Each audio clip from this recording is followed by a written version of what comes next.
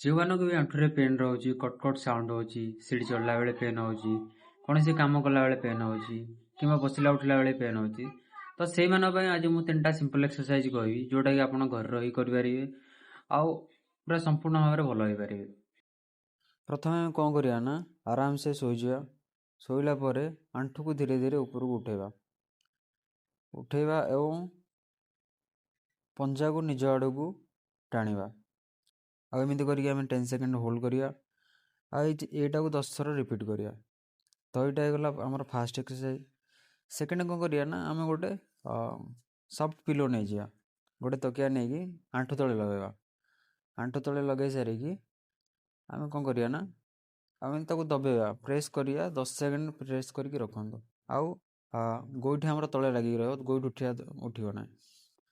ତ ଏଇ ଏକ୍ସରସାଇଜ୍ଟାକୁ ଆପଣ ବି 10 ସେକେଣ୍ଡ ହୋଲ୍ଡ ଆଉ 10 ଥର ରିପିଟ୍ କରନ୍ତୁ।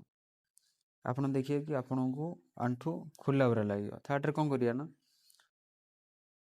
ଥାର୍ଡ଼ରେ ଆମେ ଆଣ୍ଠୁ ତଳେ ଦୁଇ ହାତକୁ ଲକ୍ କରିବା। ଲକ୍ କରିସାରିକି ଆଣ୍ଠୁକୁ ସିଧା କରିବାକୁ ଚେଷ୍ଟା କରିବା ଉପର ଆଡ଼େ। ତ ଆପଣ ଦେଖିବେ ଆପଣଙ୍କ ଥାଇ ମସଲ୍ସରେ ଆଉ କାଫ୍ ମସଲ୍ସରେ ଗୋଟେ ଷ୍ଟ୍ରେଚ୍ ଫିଲ୍ ହେବ। ଆଉ ଆପଣ ଏଇଟାକୁ 10 ଥର ରିପିଟ୍ କରନ୍ତୁ। ଆପଣ ଦେଖିବେ ଧୀରେ ଧୀରେ ନା ଆପଣଙ୍କୁ ଆପଣଙ୍କ ମସଲ୍ ଷ୍ଟ୍ରେନ୍ଥ ହେବ, ଆପଣଙ୍କୁ ଆରାମ ଲାଗିବ। ତ ଏଇ 3ଟା ଏକ୍ସରସାଇଜ୍ କରିବା ସହିତ ଆପଣ କ'ଣ କରିବେ ନା ଆଉ 2ଟା ଟିପ୍ସ ଫଲୋ କରନ୍ତୁ। ଯେତେ ଦିନ ପର୍ଯ୍ୟନ୍ତ ଆପଣ ଏକ୍ସରସାଇଜ୍ କରୁଛନ୍ତି ସେତେ ଦିନ ପର୍ଯ୍ୟନ୍ତ ଆପଣ ଖଟା ଜିନିଷ ଖାଆନ୍ତୁ ନାହିଁ।